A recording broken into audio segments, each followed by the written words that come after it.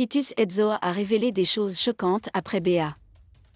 Actuellement, Paul Biya est toujours président du Cameroun et malgré les rumeurs d'évacuation sanitaire, il se trouve à étudier. Désolé de vous interrompre, ce rapport peut contenir des commentaires soumis au choix de l'auteur. S'il vous plaît, si vous êtes nouveau sur cette chaîne, veuillez vous abonner et activer la cloche de notification. De cette façon, vous serez averti lorsque nous publierons de nouveaux rapports sur cette même chaîne. Merci. Mais l'ancien commissaire du peuple Titus Edzoa a annoncé une mauvaise nouvelle à Paul Biya et à la présidence camerounaise. En effet, le lanceur d'alerte Boris Berthold, dans un texte déposé aujourd'hui, a déclaré que Titus Edzoa avait fait des révélations choquantes après Bija. Nous étudions avec Boris Berthold.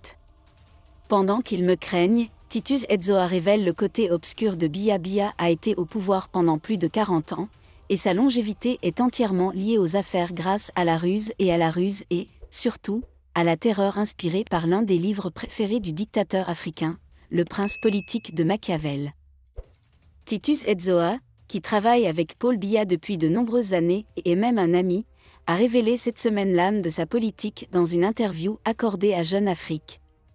Il s'inspire des conseils de Machiavel au prince, parmi lesquels l'actuel président Bija, et bien sûr à plusieurs autres présidents africains. Dans son pamphlet Le Prince, Machiavel définit les différentes missions des dictateurs et des tyrans.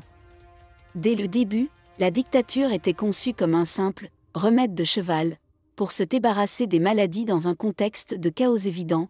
Elle n'a duré qu'un temps. Puis le Rédempteur se retira dans ses quelques arpents, lorsque la République reprit le chemin de la vertu.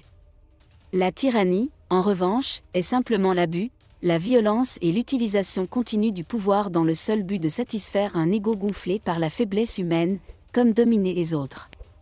Ce choix dépend du libre arbitre, explique Titus Edzoa.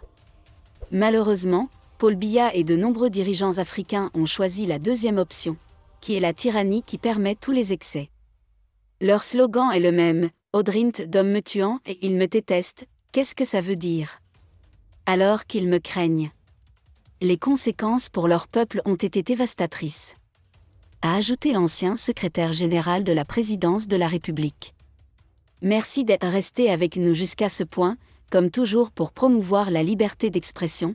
Laissez vos opinions à ce reportage dans la section commentaires ci-dessous. Si vous avez aimé cette vidéo, merci de liker, partager, commenter et surtout vous abonner à la chaîne. Et on se retrouve très vite pour une prochaine vidéo.